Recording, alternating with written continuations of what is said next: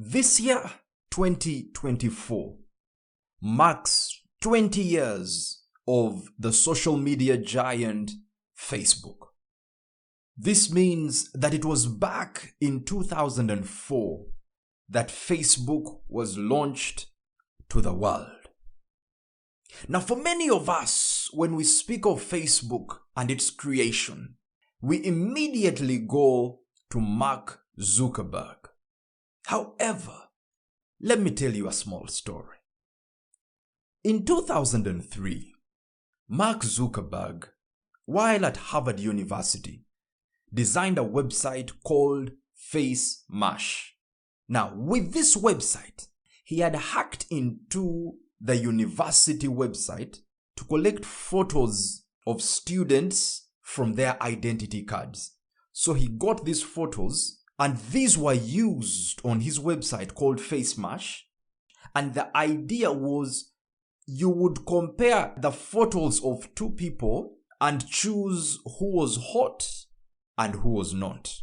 That was the idea of FaceMash in 2003. To a given extent, FaceMash got quite the traffic within the Harvard University. But a few days later, the Harvard executives ordered for the closure of FaceMash. Remember, the photos that were being used were hacked from a university website. Therefore, FaceMash had an early ending. However, the website had given Mark Zuckerberg a measure of fame when it came to coding abilities. Now, later on in that year, 2003, there were some 3 people that approached Mark Zuckerberg to design for them a website. Now, these 3 people are Cameron Winklevoss, his brother Tyler Winklevoss, and their roommate Divya Narendra. So these 3 people approached Mark Zuckerberg with an idea. And their idea was to create a website that would connect Harvard students. Initially, the name of the website was Harvard Connection, which they later changed to Connect You. Connect You. So, the Winklevoss brothers, together with Divya, sat down with Mark Zuckerberg.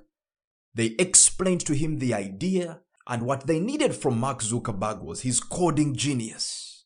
They had the idea, but they didn't have the coding capability.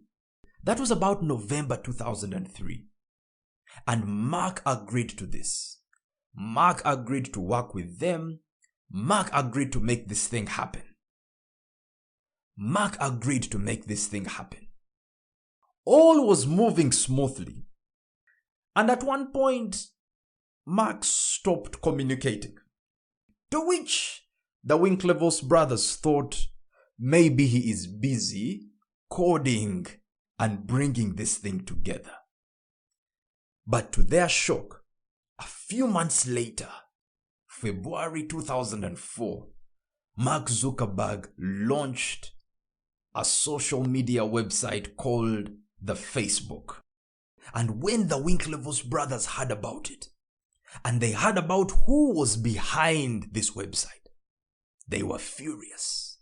They were furious because it seemed like Mark Zuckerberg had taken their notes and created his own website. And that website, the Facebook, seemed to be growing at such an exponential speed. The Winklevoss brothers felt that was their idea. A few months later, they also launched their Connect You website in March of 2004. But their website had so many similar features to that of Facebook. Remember, Facebook had been launched a month earlier. The Connect You website did not pick up like Facebook had. Thereafter, they decided to take legal action against Mark Zuckerberg, claiming that it was their idea that Mark had used to create the Facebook. Mark Zuckerberg, on the other hand, argued out and said, inasmuch as these guys had an idea of a website bringing together Harvard students, my idea was bigger than just the Harvard students, and it had a lot more features than what the Winklevoss brothers had put together. In 2008, the Winklevoss brothers, together with Facebook, agreed to a settlement, and they were paid, listen to this, $65 million to settle the matter.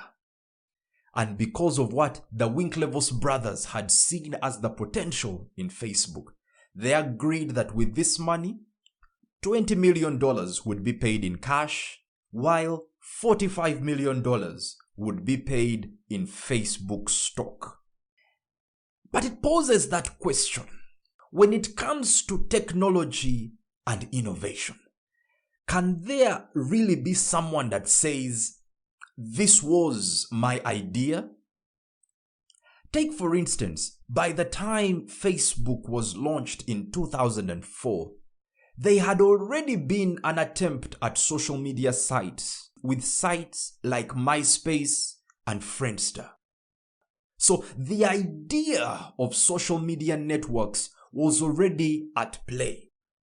But what happens is, with Mark Zuckerberg and Facebook, he does this thing that has always been there, and he does it better, and he does it more beautifully.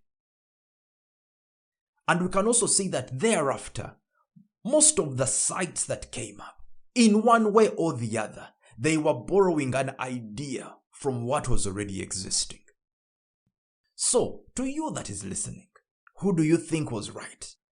Do you think the Winklevoss brothers were right in claiming that Facebook was their idea? Or do you think Mark Zuckerberg was right to say, in as much as there was an idea that you had, this that was created was far away from what you had put together? Well, that is it for this episode. Thank you very much for listening in.